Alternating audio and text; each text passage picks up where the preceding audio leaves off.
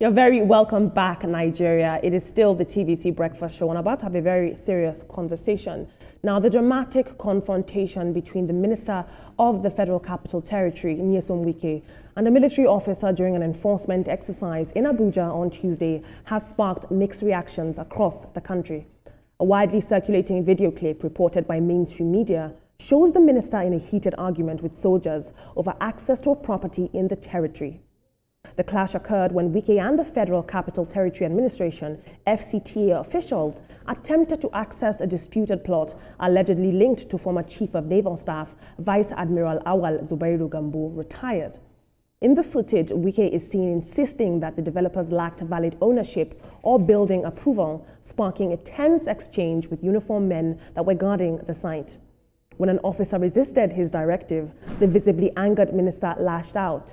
Meanwhile, Defense Minister Mohammed Badaru defends the action of Lieutenant Yerima, the naval officer who stood up to the FCT minister over disputed access to a parcel of land allegedly belonging to former Chief of Naval Staff, Vice Admiral Awal Gambo.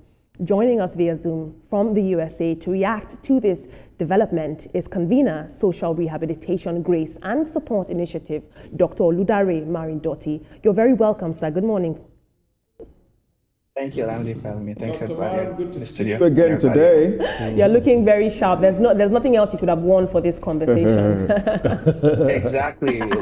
Just what I know I can't wear in Nigeria. I salute you, sir. I'm happy that you know you can't try it over here. But let's get down to the serious stuff. Now, this confrontation between Minister Wike and the young naval officer, A.M. Yerima, I believe is his name, has sparked a lot of mixed reactions online. Some see it as an act of courage. Others see it, excuse me, as an act of impunity and insubordination. The question now is where, based on your experience, where do we draw the line between asserting our authority and ignoring due process? Thank you very much. Thanks for the question. I was opportunity to have been listening to the conversation, and I think I can group everybody in the studio to Yerima camp and Wike camp. Yeah, I would say that Toma and maybe Olamide are partly in the Yerima camp, and Nelson is teetering towards. I'm a journalist. I don't take sides. I was just joking. This, like you said, this is a very serious situation. I am not someone who is very much. I mean, I think the only time I've ever been excited about Wike was when I'm singing Port Harcourt person, everyone Nyesom Wike. That's the only time. I'm not a fan. I'm indifferent about it. But we have to be able to look at something from a very clear point of view. And this has nothing to do with whether the Rear Admiral has a proper right to the land or not. If Wike stood there against a regular Joe or Marindoti like myself and was yelling insults at me, that will be oppression by the obviously minister against a regular person like me. But in that particular instance, what I saw was Wike standing in defense of a constitutional republic that is a democracy, that has rule of law, and the military man standing there in his own capacity as the law because he believes his might is right. He has the power of the gun. We have to look at it beyond what had happened. According to the conversation, it had been ongoing. The members of the FCTA had already been to that plot, and the soldier, according to the report, threatened to shoot them, that they have to go. And I believe, you might not like Wike, but he's a smart man. I believe he was the one that called the cameras to come and capture history because it is unbecoming. And he stood there against that man. And yes, you can say he shouldn't have said you are a fool or whatever, but that is not the bigger picture in this place. There is only one person, according to the Nigerian Constitution and the Armed Forces Act, that has the authority to deploy military for whatever purpose it is, and that is President Bola Ahmed Tinubu. He is the commander-in-chief. And as a matter of fact, if you joined what the former Chief of Army Staff, Brutaya, said on his Facebook post, he said that this is the direct affront to the commander-in-chief. That is to say, if A equal to B and B equal to C, then A equal to C. That is to say, what they are saying is that President Tinubu himself was the one that sent Yerima to that piece of land. And I am pretty sure, or I can guess, that President Tinubu did not give that authority. And if he did, well, he is answerable to us, and we need to know. This is not the first time that the military in Nigeria will be oppressing the civilians. One of the reasons I'm wearing this thing is to show you what I can wear, because I know a lot of my friends, including myself, that have gotten into trouble for commonly wearing military fatigue. This was bought at Walmart. I've even bought another one, military fatigue, for free. And nobody's going to oppress me in the United States. But in Nigeria, the military continually violates the law. They act as if they are above the Constitution. They have forgotten that the military rule ended 27 years ago. Or yes, 27 years ago. All right, Dr. Marindoti, let us look at it from the military point. Since you are talking about the military more for now, let's look at it from that point. Let's forget about Wike now. Would you blame the young officer that stood his grounds, that decided that, look, I have been given an order by my superiors. I will make sure I carry that order to the latter. Would you say he did anything wrong? I mean, I will first say that I don't even believe I have the authority to say whether I did something wrong or not. What has the authority to say it is the military rule itself. There is a military rule that gives them the act. I mean, the guides them how they act. And that military rule says that no officer has the duty to obey an illegal order. It is written there. So when but that same military rule says obey the last order, and that young man has been given an order. Legal. Sorry? That order has to be legal. He cannot obey an order to assassinate the president, or to go and rape someone, or to go and do whatever, to strip naked. It has to be a legal order. Okay. So there has to be a legality to that order. Now, the military officer can be deployed to defend a public property. It can be deployed to defend Wike's office. That is public property. That is the property of the federal government.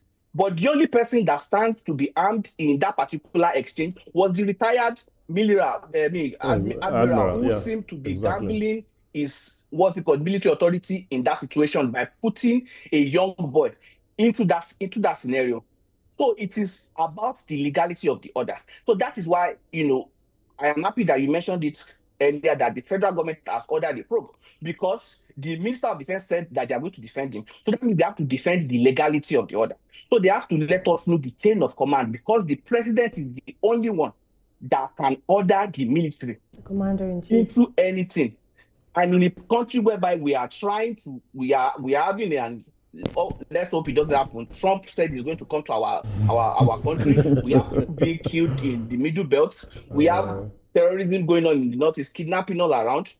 We are deploying a member of the military being paid by the taxpayers to defend the land of a man who is now a civilian in contravention of the authority of the Federal Capital Territory.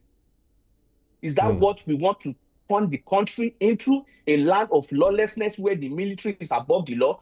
I have so many experiences with the military and with illegal order, and I'll tell you a story. This story it was experienced by myself, a friend of mine, Danny Young, and Danny Shitu. Yes, the player, that defender that played for Nigeria. We were in the hotel, and a soldier just came back from Sambisa Forest. We said he should come and hang out with us. While seated, a man walked in, called the soldier to come over, and said that that he is a general, that the soldier should give up his seat for his girlfriend.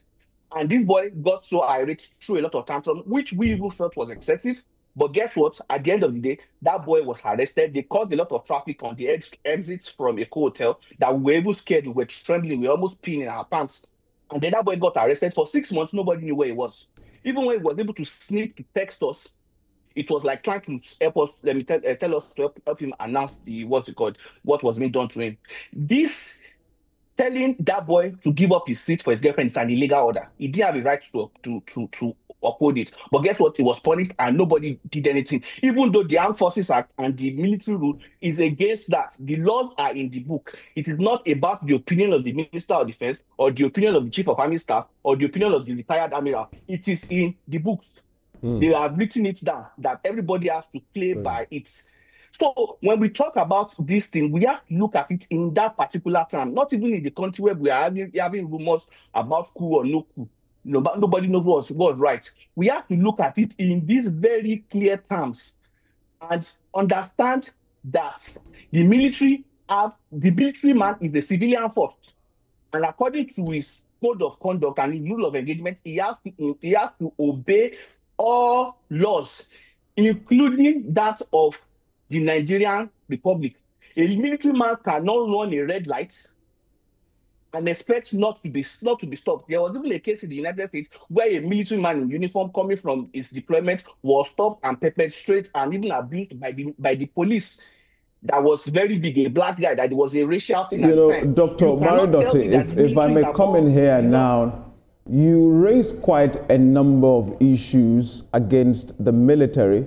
And in fact, I think a few days ago, whilst this brouhaha of what happened with the minister was online, another video surfaced where 2 military officers were, beating up a civilian for very flimsy reasons, And so I understand what you're saying, and which is what we are also still grappling as a country to bring some level of civility within our uniform agencies.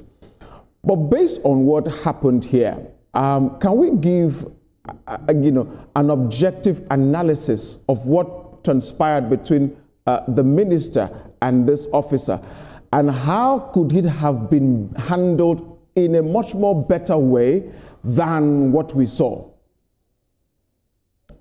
The only way it could have been handled in a much more better way was that when the members of the first FCT authority came to serve him his papers, he should duly accept that paper.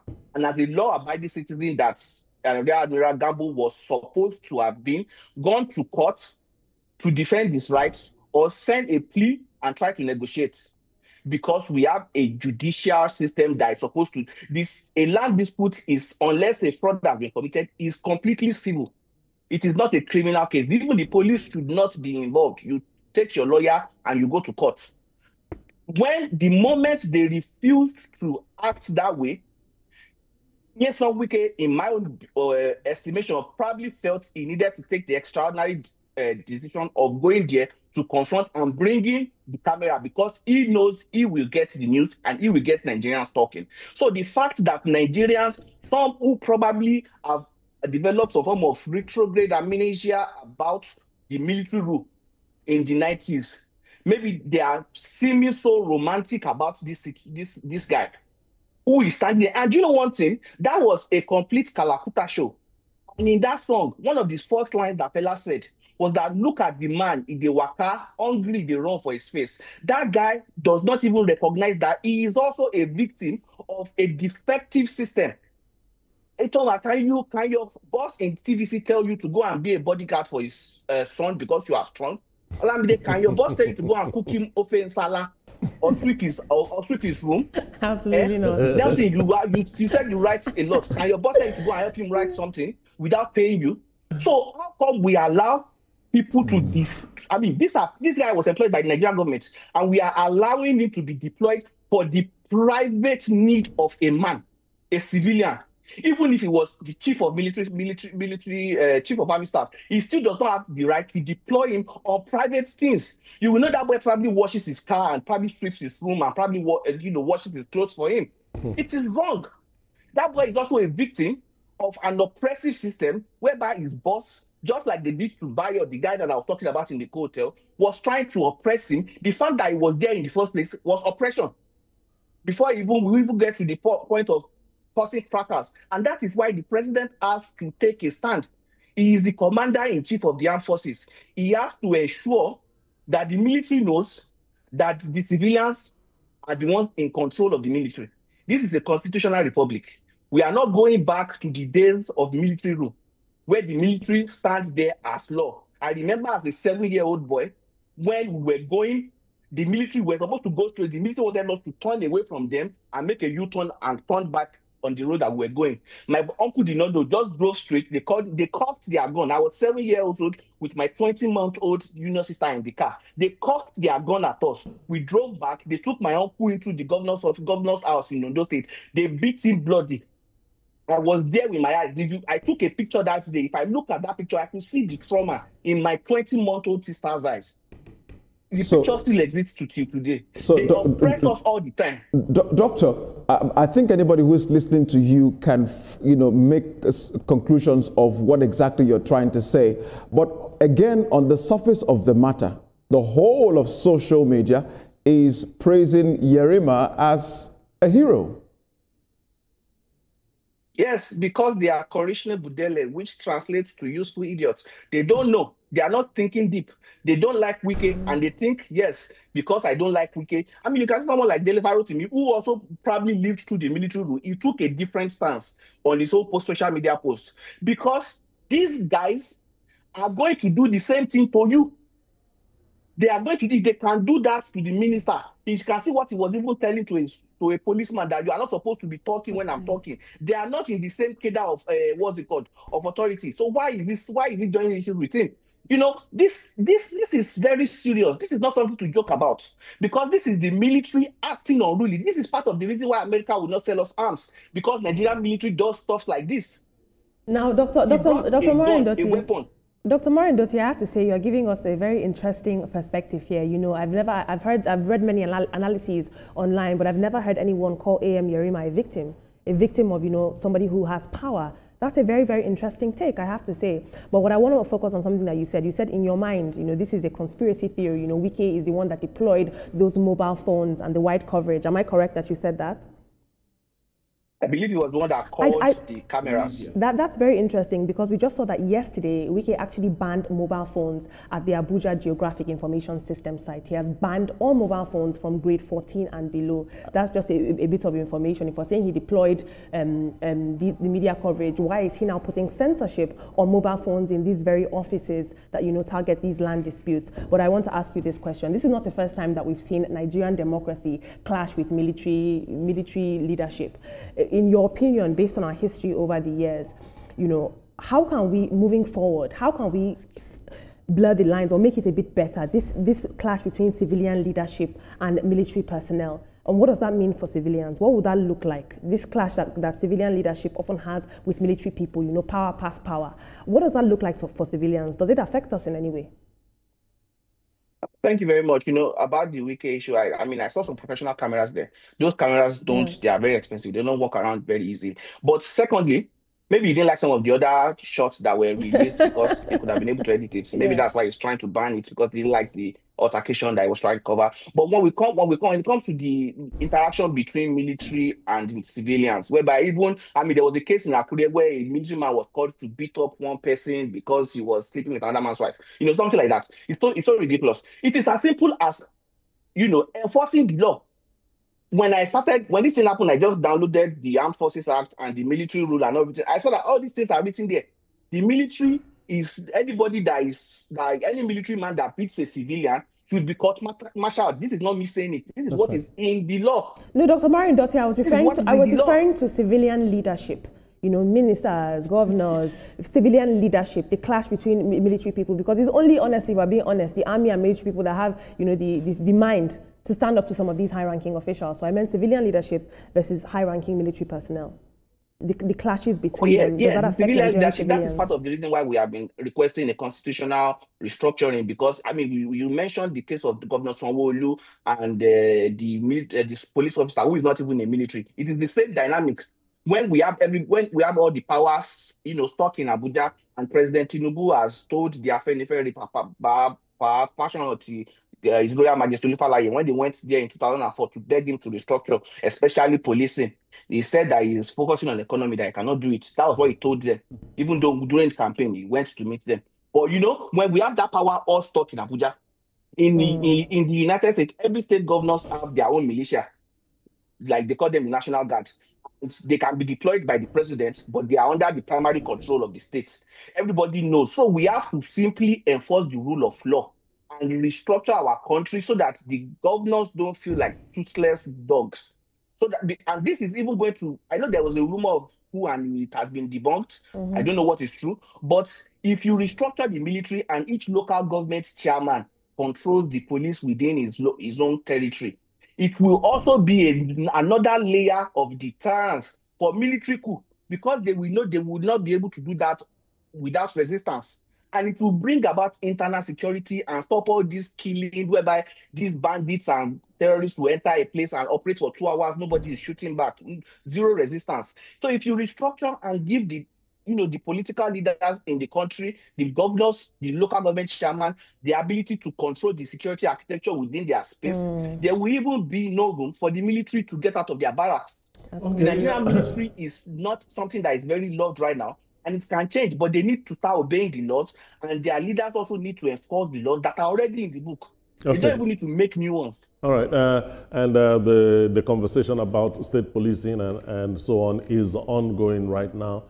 We hope and pray that it sees the light of day. Now, let us look at the personal feelings of all this thing. Minister Wike had sent a team to that site, and they were sent back to the office. You know, if you were Minister Wike, would you have, your reaction to that, would it have been for you yourself to go there and have this kind of confrontation? Wouldn't you just call the military brass, you know, to get this thing done instead of going there physically?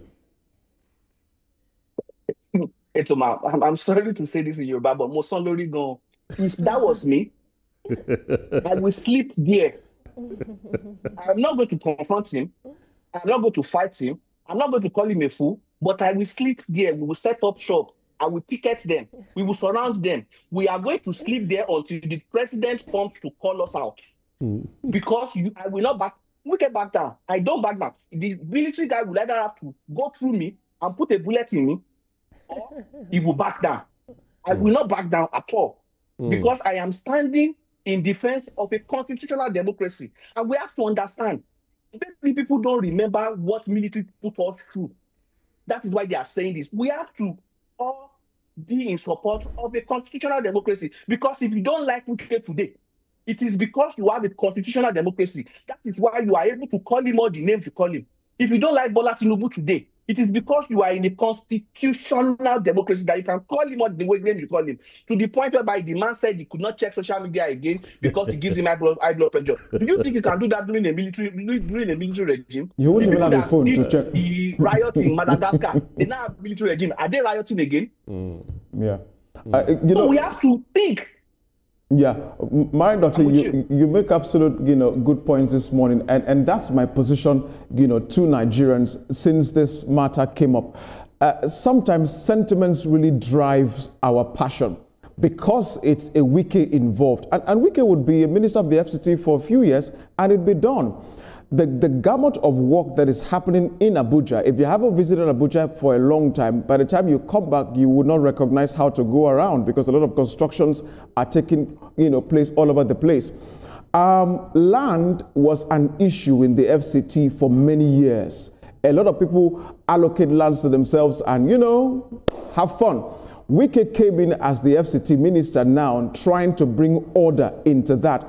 And in doing that, a lot of orcs has been gored because he stepped on quite a lot of toes, big men's toes, who initially were at the seat of power allocating lands. What then can Wike do differently to go about his lawful activities as the minister without having this kind of confrontation? Well, I believe this confrontation, in my own opinion, was still engineered so that because of what the military was doing. But in my own opinion, it is the law is not about what you like. There are a lot of laws.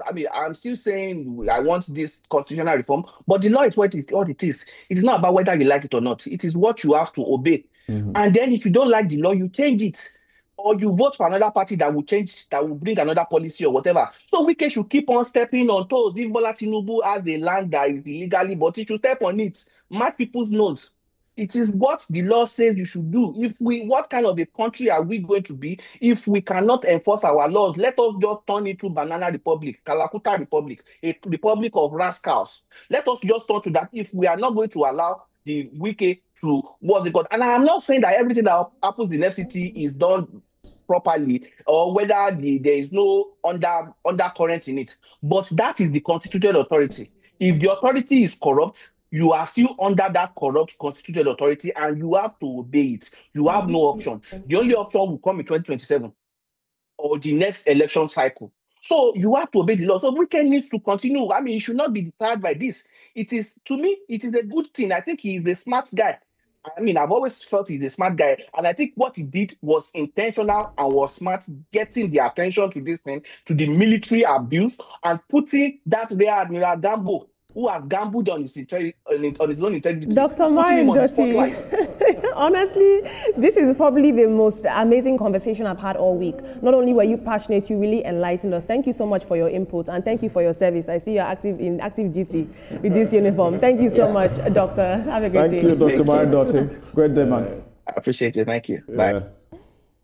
Still ahead on TVC Breakfast. With defections and divisions on the rise, we will unravel the crisis within the opposition parties. Please stay with us for this conversation. We'll head on a short break, but when we're back,